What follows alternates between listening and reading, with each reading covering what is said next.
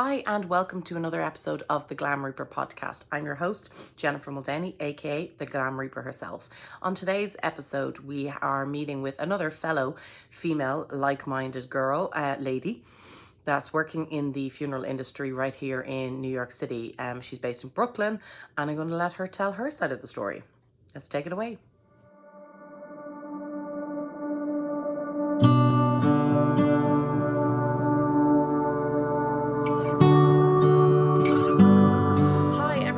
And welcome to another episode of the Glam Reaper Podcast. I'm your host, Jennifer Muldowney, aka the Glam Reaper herself. And today's guest is a New York native. Well, as in she's here in New York. She's wreaking havoc on the funeral scene in a funeral home called Sparrow. And I'm super excited to talk to my new guest, Erica. So, Erica, welcome to the Glam Reaper Podcast. How are you? Thank you for having me. I'm doing well. Good. So I want to hear all about Sparrow. We are going to take a little trip to it either this week or next to investigate and get some nice pictures and footage. But tell me, what's so different about your funeral home in comparison to any other funeral home? I think the first thing is the space and what the space looks like. It doesn't, from the outside, it doesn't look like a funeral home. I made a conscious effort to update it in a way that feels warm and cozy and inviting, and not so there's no carpeting. It's hardwood floors. We have a lot of light we have two celebration rooms. In one of the rooms we put in windows that had actually been there before. We just put them back in, and in the other room we put in skylights so that there's natural light coming in. And then the way that we deal with our clients is if you are a family working with us, the funeral director for Sparrow is one of the most empathetic humans I've ever met in my whole life. So we really are full service, and you feel seen and heard. And at Sparrow, we believe our doors are open for everybody, and it's not one size fits all. It's what's comfortable for you and your family and your traditions and your rituals, whatever that means, whether from the traditional to the unique. And then we also have a street-facing retail shop, which is filled with all sorts of things from urns, vessels, to blankets. So it's really a shop that sells things that are comforting for those grieving, and then just for the rest of people who are not grieving but want something comforting for themselves. Wow. Okay. And what initiated this for you? So through the years, I've had a lot of my peers die, starting when I was in high school. So my first experience with death was not a grandparent, which I think is usually the case for most people, but it was my friends. And it wasn't until I was a little bit older, out of high school, and still having, unfortunately, friends die and going to these funerals that just didn't feel like they truly celebrated the person who had died. And through the years, I've been apologized to by several families that they knew that this wasn't what so and so would have wanted, but they didn't know what else to do. By three families, actually. And I just always felt like, why? Like, why does it have to be like that? Why can't it be different? So I think that's the kernel of why Sparrow came to And be. can I ask, because it's a similar trajectory for myself, can I ask for you, what was so wrong or didn't represent the person for you? Everything felt very rote, right? So very steeped in traditions that aren't mine, certainly, but like it wasn't even that they were religious, because I have no issue with that. It's that was no place. It felt like there was no place to even insert part of who this person really was, right? So you would go into a funeral home that had bad carpeting and it smelled weird, and kind of strange people working there, and we're already super The sad. Igors of the world. Huh? The Igors of the world. You're right, I and took it's like, I did an like interesting post on Instagram where I took Igor from the Adams Family and put a picture of him and then a picture of me from a photo shoot I'd done, which I was in like a red dress, a little bit of cleavage showing, leg showing, and I was roaring laughing, and it was like, you know, the old juxtaposition. funeral versus new. And it was Yeah, like, what's wrong with the right, which was me? What was wrong with that right picture? Like, wouldn't you prefer to meet that when, and the so interesting thing is that with Sparrow, we've been open now for, I guess, almost 4 months, and we've done everything. We've done a lot of traditional viewings and funerals, and every single family has said to us how happy they are to be in our space, that they're in the middle of grieving. And as you know, like grieving takes all sorts of forms. Like you can be crying one minute and laughing hysterically the next, but they're doing all of it in a space that's beautiful and makes them feel good. So like it's not this other layer of sadness isn't the right word, but sort of depressing, like a depressing environment on top of a situation that's already incredibly difficult for families.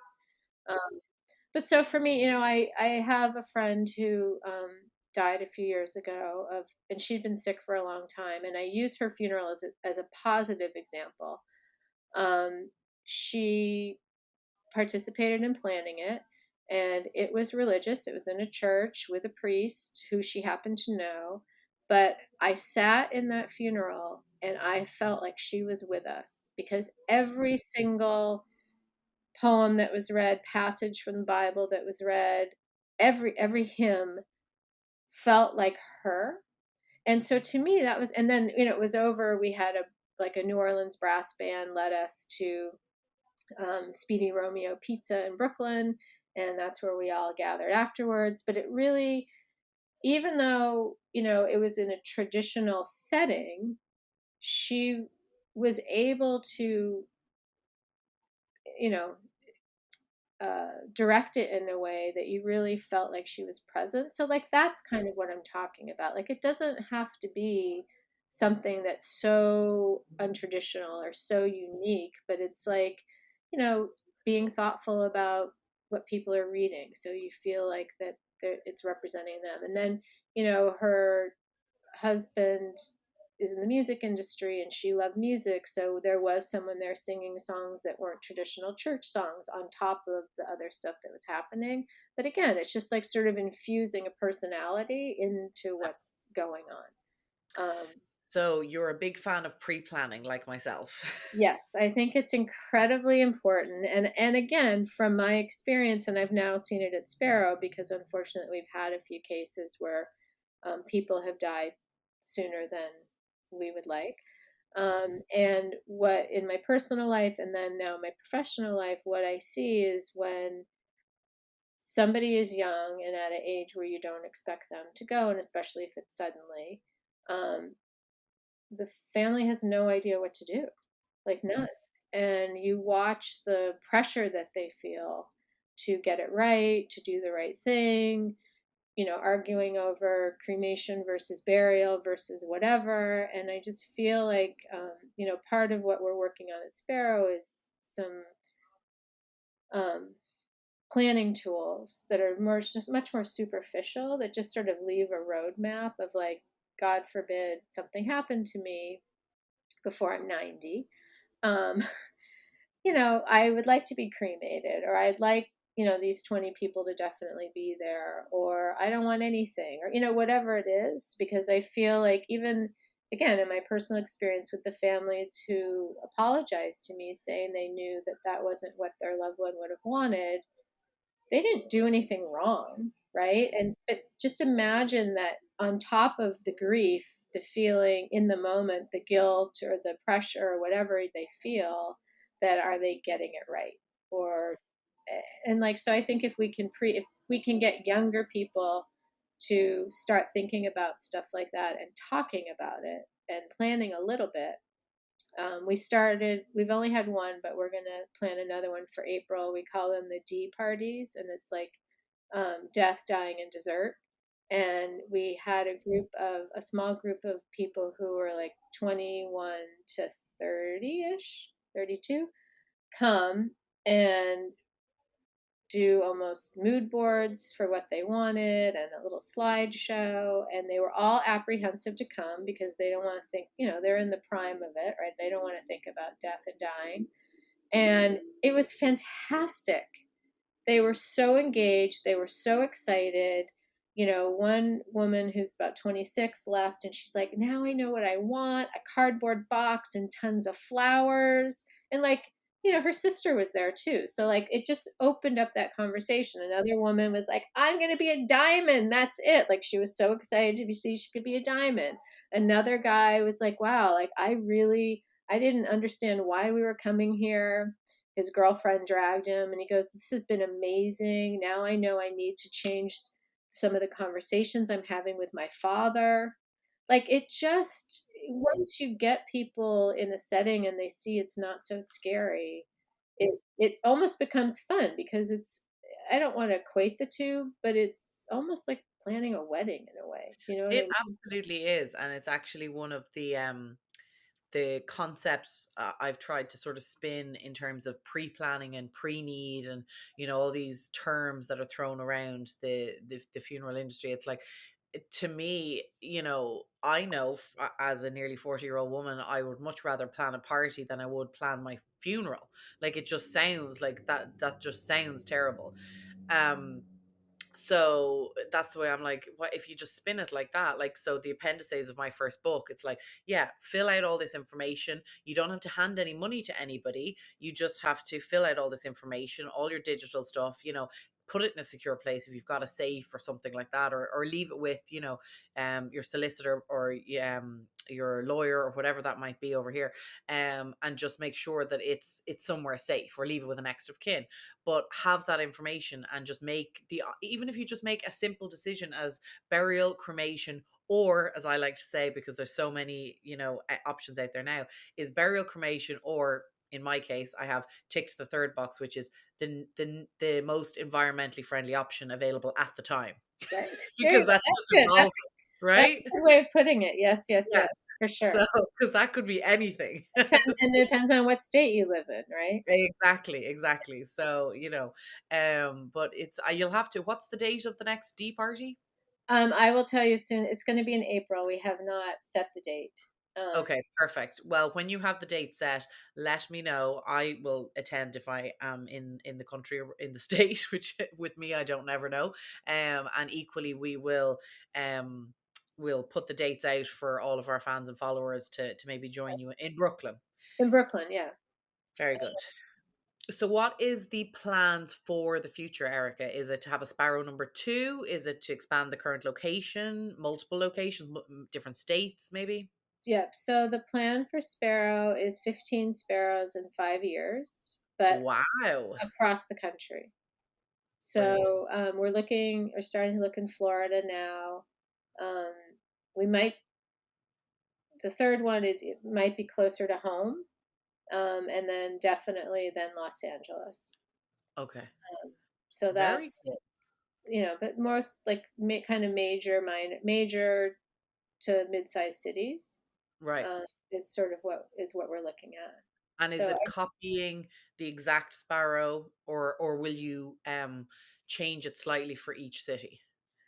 I mean, I think that we're not a chain, right? So I think that it will evolve depending on where we are, but I think that Right. at the root and the core of what Sparrow is will remain, and sort of the look and the brand. I mean, I hate to say branding. So just the Right. overall feel of it Yeah. will be the same, but just like our color scheme might be a little different in Florida than it would be in New York City than it would be in LA. But I think kind of at the heart of what Sparrow represents, and how we're structured as a company will be the same wherever we Right. are. And lastly, you've only been open 4 months, so you're only babies still. But do you have a favorite or some a service that sticks out the most to you, even within those 4 months, that you can share with the listeners? That's a good question. Um, I'm like literally running through all the ones that we've had. Well, and it could be a favorite one, or it could be one that something went a bit crazy with, and you're like, oh, what do we do? Just We haven't had anything's gone crazy no yet. dramas. No dramas, thank God. I mean, there's plenty of drama within the moment, but no like big drama. Yeah. Um, I think that I'm gonna say favorite's probably not quite the right word, but gratitude that we were able to work with this family. I'll use that term. Okay. Um, it's a family who lost a son to suicide that we had at the beginning of the year, and um, there were two boys. So the brother who's still alive, it turns out that he is an old friend of a good friend of mine. They were roommates, and he and I have a lot of people in common. And Mm. I didn't know anybody, I didn't know the brother or that, whatever. But I feel like being able to help a family that is very closely associated with my circle felt really, really positive and good. And so I'll say that. But I've loved every family that we've worked with, to be honest. It's been an amazing, I don't work directly with the families. I have to be really clear about that because I'm not a licensed funeral director. Lily and Tiffany, who are Yeah. funeral directors, do. But I still get to meet them, and I obviously interact with them a little bit. But we've just had really lovely families, and they run the gamut, which has been exciting. Also, like we're not servicing just one sort of family. It's Yeah. really everything. We're diverse in every sense of that word. Um, so that feels good. We've had, we're also really try to work with families who maybe can't afford our service or what our services normally would be. And that feels really good to be able to support families in a time of need like that. Yeah. Yeah, I just, so far, I'm thrilled. Like I'm Good. really, it's everything and more, way more than I had imagined, but all positive, like really positive. Well, that's amazing, and it's an amazing note to end on. I think everybody should check out your website, and everybody should check out the space if they can. I love this. I am here for it. Women driven businesses in general, but just innovation in this space is just desperately needed. It's such an antiquated industry. It's bonkers, and there are just so many exciting things happening. So I'm really excited for you, and we'll check in and maybe towards the end of the year and have you back on again, Erica, and see how you're getting on, and how world domination is working out for you, or at least US domination for the next 5 years. I would love that. I would love that. Thank you. Perfect. Well, thank you so much for coming on the Glam Reaper, and we will talk to you again soon. Thank you for having me.